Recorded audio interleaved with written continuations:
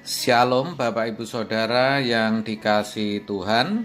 Seri pengajaran hari ini Selasa 13 April 2021 berjudul Menjadi Anak yang Berkenan. Saudara, dalam hidup ini pasti kita itu ingin memperoleh apa yang terbaik yang bisa diberikan oleh kehidupan ini. Semua orang, saya kira seperti itu. Pada umumnya, atau hampir semua manusia, bahkan bisa semua manusia, kecuali yang tidak sehat atau tidak waras pikirannya, pasti mau memperoleh apa yang terbaik yang bisa diberikan dunia ini bagi dirinya.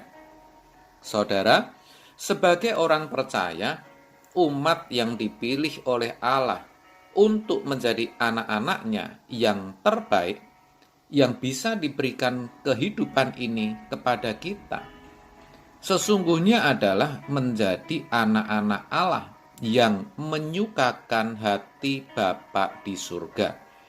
Itu yang dikehendaki oleh Allah. Dalam Matius 3 ayat 17 dikatakan, lalu terdengarlah suara dari sorga yang mengatakan, inilah anakku yang kukasihi, kepadanyalah aku berkenan. Suara ini ditujukan kepada Yesus. Yesus diklaim Bapa sebagai anak yang berkenan. Kenapa? Karena dalam hidupnya ia menyukakan hati Bapa. Ia selalu melakukan apa yang jadi kehendak Bapanya. Bahkan untuk itu ia rela menderita, bahkan mati. Demikian juga kita akan bisa dimiliki oleh Allah dan memiliki Allah sebagai harta kalau kita menyukakan hatinya. Kalau kita bisa menjadi anak kesukaannya. Sayangnya, kita dari kecil telah dilatih, dididik, dipengaruhi, dibentuk oleh lingkungan kita untuk memperoleh apa yang terbaik yang dunia bisa berikan. Bahkan untuk memperoleh sebanyak-banyaknya. Dan faktanya, kita telah berjuang untuk itu demi memperoleh apa yang terbaik yang bisa diberikan kehidupan ini. Nah, salahnya banyak manusia, banyak orang, termasuk kita, mau memperoleh apa yang dunia sediakan. Harta, kekayaan, jabatan, pangkat, nilai diri,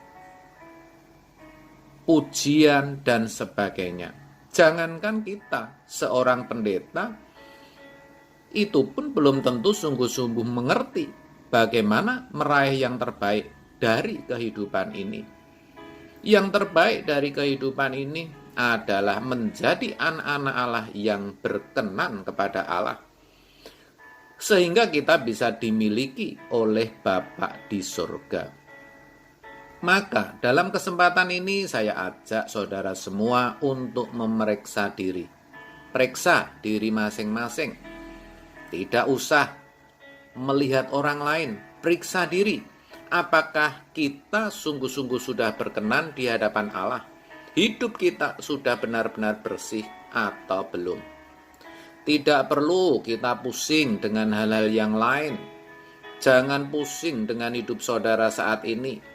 Mungkin saudara sedang kesulitan ekonomi, tidak tahu harus berbuat apa, atau sedang mengalami sakit, bahkan sakit komplikasi, sedang dijahati, terus-menerus dipersalahkan, dianggap tidak bisa kerja, belum mendapatkan jodoh atau keturunan, karir saudara mentok, usaha saudara terus merosot, ditinggal orang yang saudara kasihi, tidak dihormati dan dipandang rendah, Dan tentu masih banyak lagi persoalan atau keadaan tidak nyaman lainnya yang butuh penyelesaian. Sudahlah saudara, yang penting periksa diri dulu dan periksa diri. Saudara, kalau kita perhatikan banyak orang yang menjadi public figure, apakah itu artis, politikus, tokoh nasional, terjerat kasus narkoba, kasus hukum, kena OTT, tertangkap KPK. Di antara mereka juga ada orang Kristen, bahkan ada juga pendeta yang jatuh dalam perselingkuhan. Saudaraku, ini menjadi pelajaran yang sangat mahal bagi kita. Mengatakan ini bukan bermaksud saya mau menunjukkan saya lebih baik, bukan bermaksud menghakimi, tetapi benar-benar telah nyata kesalahan-kesalahan itu, dan itu menjadi pelajaran berharga bagi kita. Betapa sulitnya untuk hidup tidak bercacat, tidak bercela. Betapa sulitnya hidup kudus. Betapa sulitnya untuk memiliki hidup yang berkenan di hadapan Allah itu. Betapa sulitnya.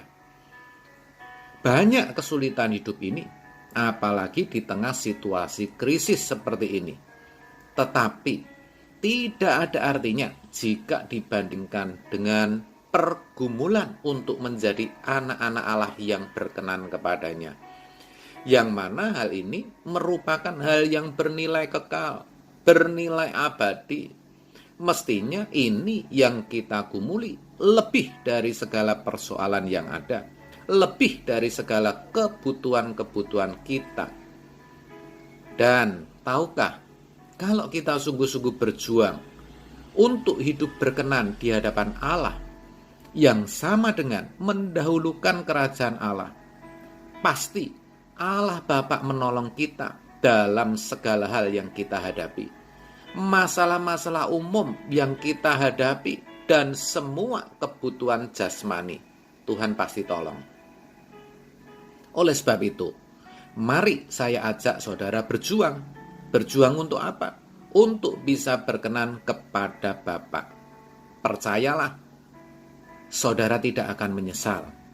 Dan ingat, kalau kita sampai kedapatan tidak berkenan, meskipun kita menyebut diri Kristen, rutin ke gereja, atau bahkan menjadi aktivis atau pendeta sekalipun, kita pasti akan ditolak. Matius 7 ayat 21-23. Bukan setiap orang yang berseru kepadaku, Tuhan, Tuhan, akan masuk ke dalam kerajaan surga, melainkan dia yang melakukan kehendak Bapa-Ku yang di surga. Pada hari terakhir, banyak orang akan berseru kepadaku, Tuhan, Tuhan, bukankah kami bernubuat demi namamu, dan mengusir setan demi namamu, dan mengadakan banyak mujizat demi namamu juga? Pada waktu itulah aku akan berterus terang kepada mereka dan berkata, aku tidak pernah mengenal kamu, enyahlah daripadaku, kamu sekalian pembuat kejahatan. Jangan sampai ini kita dengar kelak, saudara. Amin. Tuhan Yesus memberkati.